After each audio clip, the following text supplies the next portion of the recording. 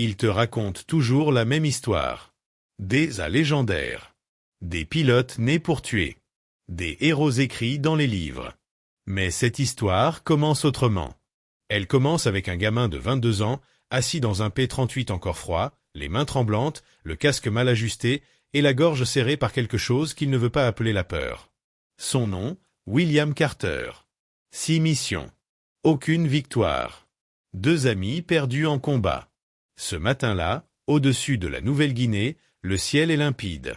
Le genre de matin silencieux où tu sens que quelque chose va mal, même sans savoir pourquoi.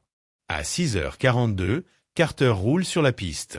Son chef de section lui répète calmement dans la radio « Rappelle-toi, ne tourne jamais serré contre un zéro.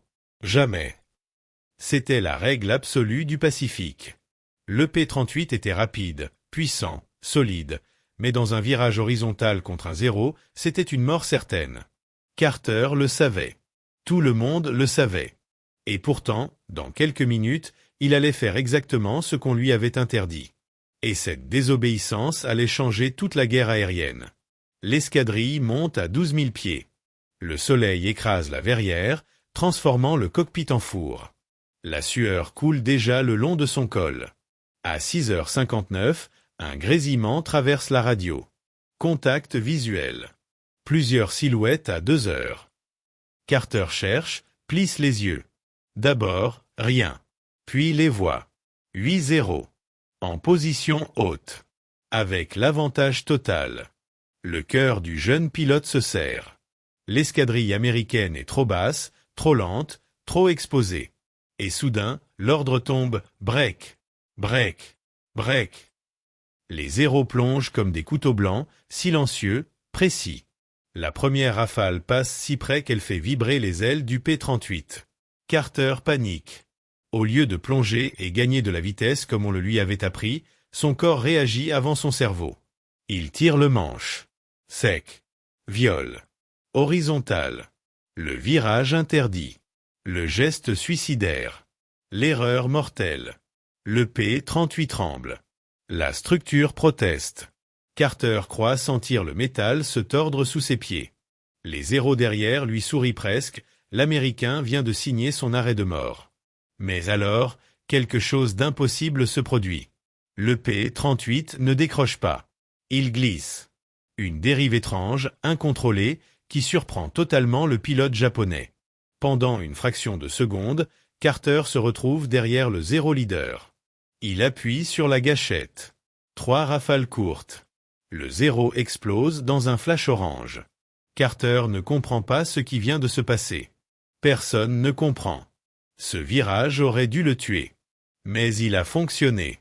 Et dans le ciel silencieux de la Nouvelle-Guinée, quelque chose vient de basculer. Un secret enfoui dans le métal du P-38 vient de réveiller. Et aucun manuel de combat n'avait prévu ça. Le premier zéro tombe en flammes, mais il n'y a pas de victoire. Parce que derrière lui, cet autre fonce déjà sur Carter. Le jeune pilote comprend immédiatement qu'il vient de déclencher l'enfer. Les zéros commencent à l'encercler comme un piège parfait. Un par la droite, un par le haut, 2 par-dessous. Ils sont rapides, légers, coordonnés. Ils ne l'attaquent pas, ils l'étouffent. Carter pousse les gaz. Le P-38 rugit. Mais les chasseurs japonais sont trop proches. Trop rapides. Et alors, dans la panique, il commet encore une fois l'erreur interdite. Sans réfléchir, il tire le manche brutalement. Un virage horizontal. Le geste suicidaire que tous les pilotes américains avaient juré de ne jamais faire. Le cockpit tremble, les moteurs grondent, l'avion menace de se briser en deux. Mais comme auparavant, l'impossible se produit. Au lieu de décrocher et de tomber, le P-38 glisse latéralement. Une dérive étrange, une micro-instabilité qui dévie son poids et modifie son axe. Et ce mouvement absurde, imprévisible, place Carter derrière un deuxième zéro. 2 rafales courtes. Le deuxième zéro explose. Mais cette fois, quelque chose ne va pas. Un bruit sourd résonne. Une vibration irrégulière traverse le fuselage. Le moteur gauche tousse. Le P-38 commence à tourner tout seul, sans commande. Une rotation instable, lente, presque malade. Pour les zéros, c'est un cadeau. 3 d'entre eux plongent en même temps pour l'achever. Carter tente d'accélérer, mais la puissance ne vient pas. L'avion est lourd, déséquilibré, vulnérable. Il n'a plus de vitesse pour combattre, plus d'altitude pour fuir. À la base, un mécanicien écoute la radio. Il fronce les sourcils. Il reconnaît le bruit du moteur gauche. Il a entendu exactement la même vibration 3 semaines plus tôt, lors d'un test au sol. Ce jour-là, le P-38 avait produit la même dérive latérale, la même glissade étrange, avant que tout revienne à la normale. Les ingénieurs avaient conclu à un simple défaut d'alignement. Mais maintenant, en entendant ce même bruit en plein combat, il comprend la vérité. Ce n'était pas un défaut. C'était une propriété cachée du bimoteur. Un comportement aérodynamique ignoré. Et Carter, sans le savoir, vient de l'activer 2 fois de suite. Mais dans le ciel, Carter n'a aucune idée de ce qui se passe. Il voit seulement 3 zéros descendre pour le tuer. Le moteur tremble. Le cockpit vibre. Les commandes deviennent lourdes. Il sent sa fin approcher. Il respire profondément et pense « c'est comme ça que ça finit ». Mais le destin n'a pas encore donné son dernier mot. Et ce qui va se produire maintenant dépasse tout ce que les pilotes du Pacifique pensaient possible. Le ciel semble se refermer sur lui. 3 zéros foncent en formation serrée, alignés comme 3 lames destinées à le découper en plein vol. Carter n'a plus de vitesse, plus de manœuvre, plus de moteur.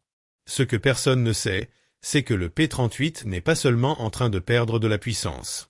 Il entre dans une zone aérodynamique étrange, une zone que les ingénieurs n'ont jamais étudiée. Un comportement instable, irrégulier, mais dangereux pour quiconque tente de le suivre. Les 3 pilotes japonais ignorent tout cela. Ils voient seulement une proie qui agonise. Le premier zéro se place derrière Carter.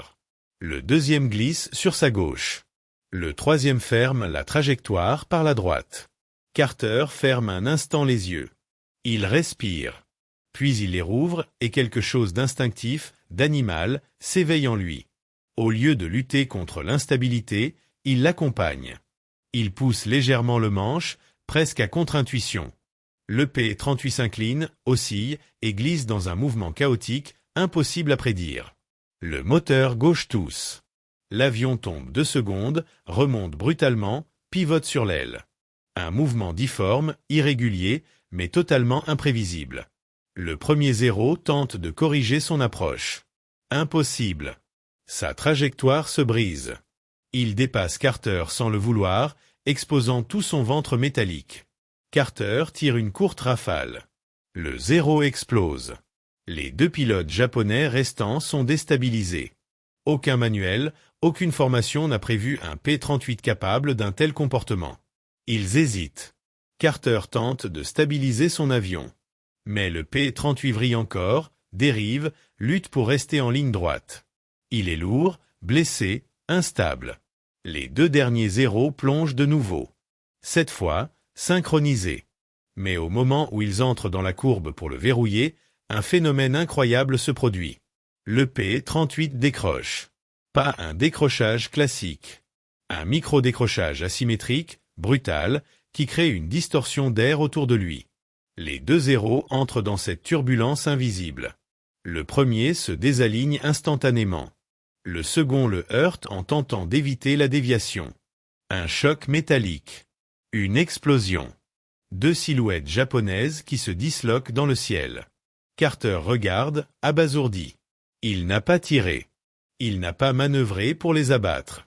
Ils se sont détruits eux-mêmes. Il respire enfin.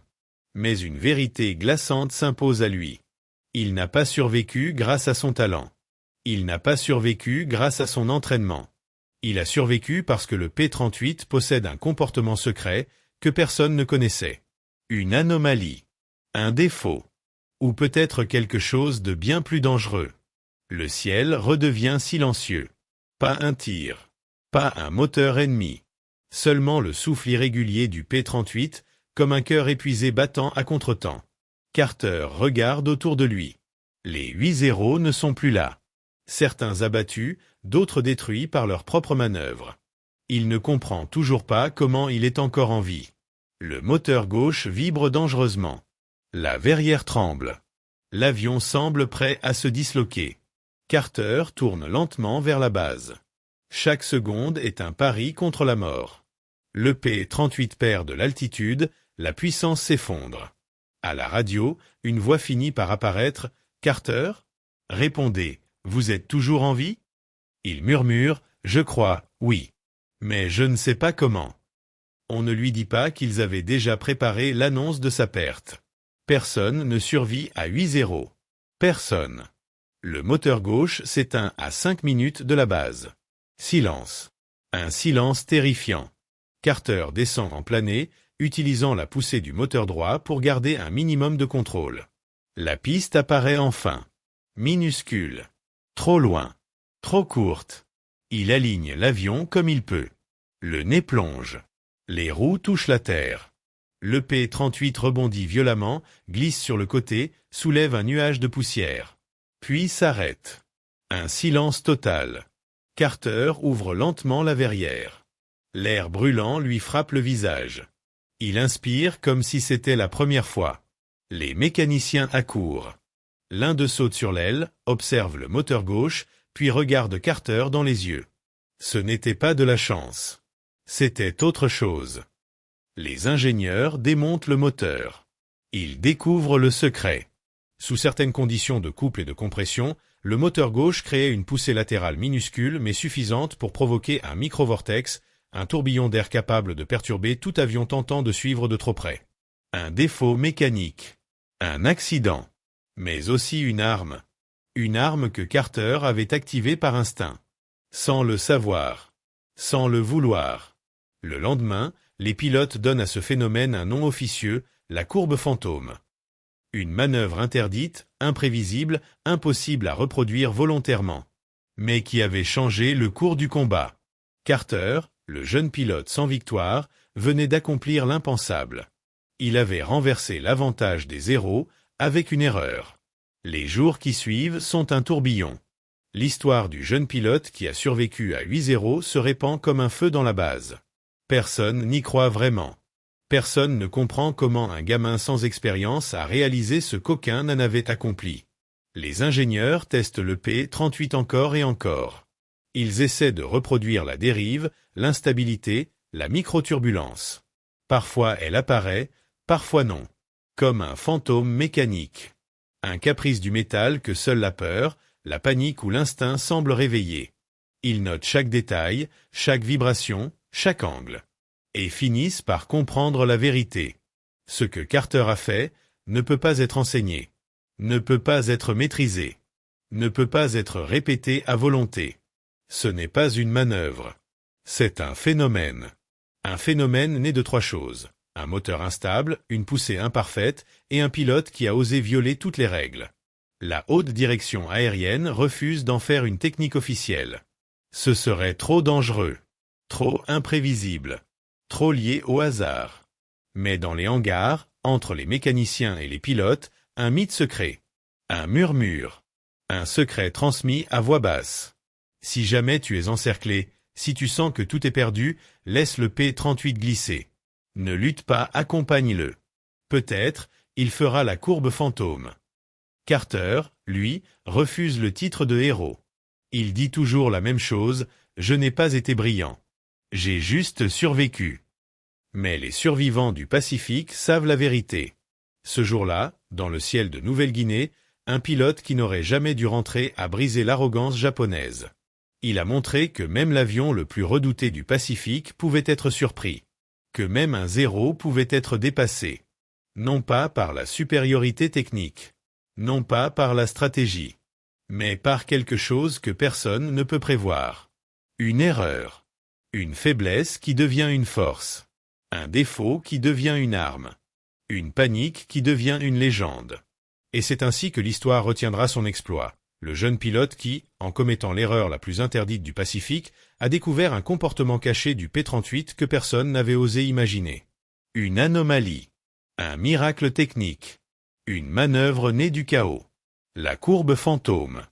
La manœuvre qui a renversé l'avantage des héros. Et qui a transformé un simple gamin de 22 ans en un survivant que même la mort n'avait pas su attraper.